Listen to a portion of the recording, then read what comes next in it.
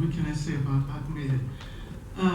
Really, our friendship has continued since that time.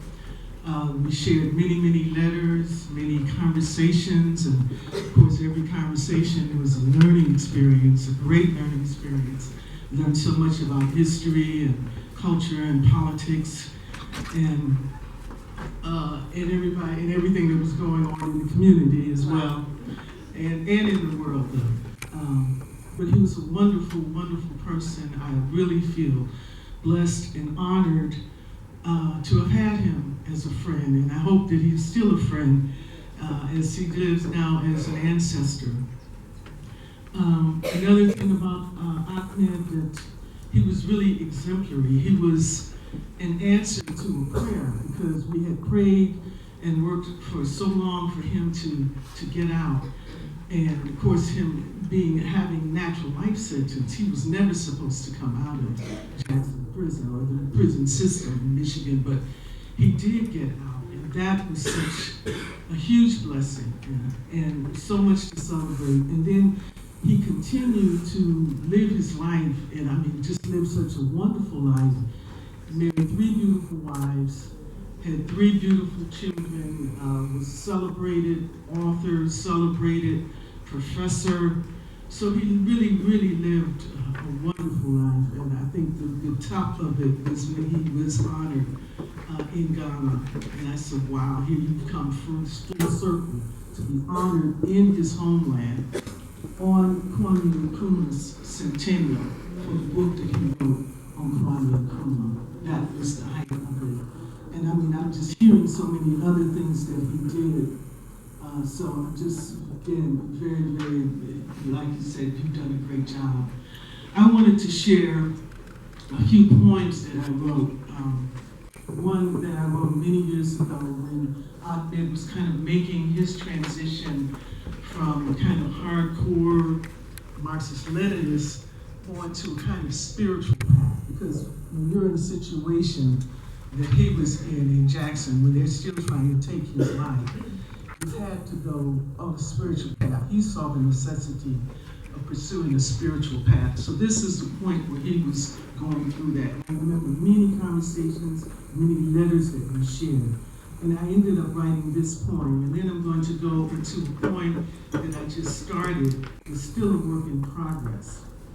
So I haven't finished it, but I still wanted to share it with you. This first poem is called Prison. Almost 40 years ago it was written. And this is what you know, is what you feel when you cannot break out of yourself. Cancer grows in the sea of yearning, with no sea to see, between steel bars, between iron sheets, between headless men who rule cemeteries. And with no water to give this vision life, to give the blood is seed, the will to flow into the sea when it loves, meets at the parting edge of things. And with no vision in the wasteland of cages, where the sea is a limpid toilet bowl full of crap and blood vomited out of holes that exploded, to stand at the window and howl at evergreen trees. And this is what you know, like the blacks of your hands walking on spiders' feet. You trip, you fall, you get up. But how do you get through the wall? You feel in the depths of your bones, speaking in tongues you do not need to translate. A feeling that makes you want to fly more than most men. Strange that bricks can do these things.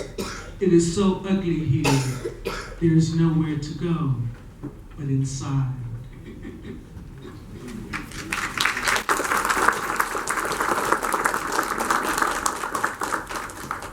And so the poem I'm working on now kind of picks up from the end of this poem. I started a few days ago. It's called The Final Chapter. But again, it's not finished. Right. And you have to bear with me because I have to read through my scribbled up writing here. You went inside the doors of the unknown, unseen spaces of spirit to wring out the riddle of the cone with your bare hands, your feet posed in a lotus trampled the enemies at the gates.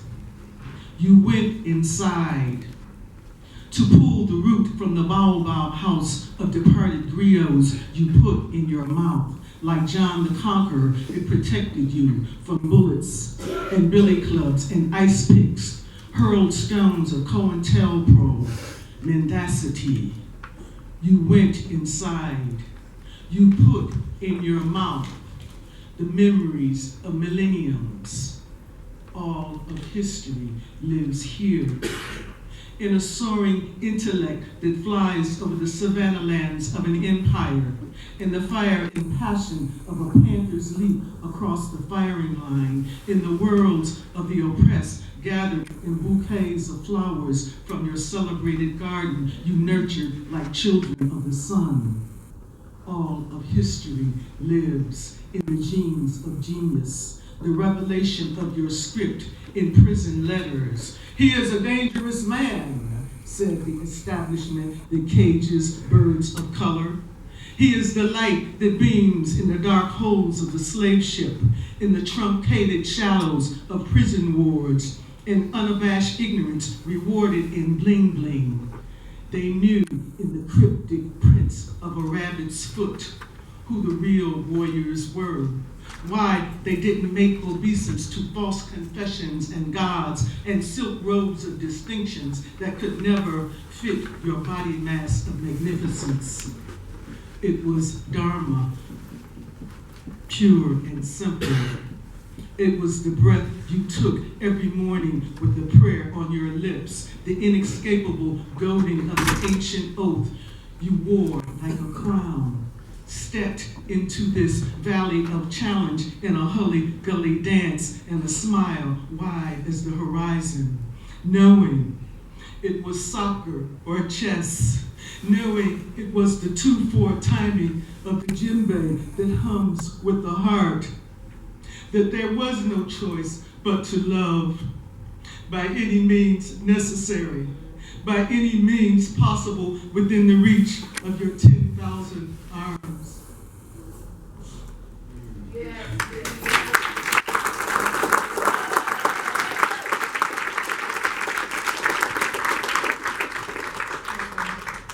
About halfway through it, when I'm finished, I'll put it on Facebook.